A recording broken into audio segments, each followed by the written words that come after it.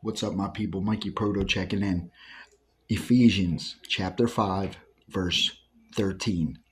But all things that are reproved are made manifest by the light. For whatsoever doth make manifest is light. These are shorts, so I only have 2 minutes, and I would love to explain this more, but I picked this Bible up in 2009, and my goal was to prove to the world that it was a bunch of nonsense and that God's not real. What I discovered is that He is real, but not the way I think, not the way I used to think, not the way I was taught, not in some He was a man, He was one of our ancestors nonsense. What I discovered is that our capacity to think, our very consciousness, is not only what separates us from the other animals, but it's what connects us to God.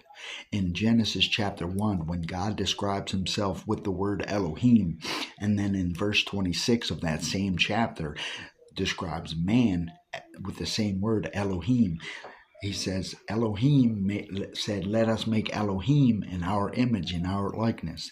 The image and likeness that we are made in is the image of his creative power. Look it up in the original Hebrew and the original Greek.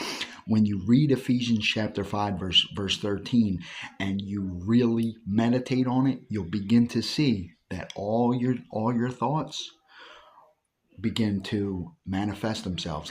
Inevitably, it's not a question. Everything in your mind will inevitably be mirrored in your reality. This is the truth that will set you free.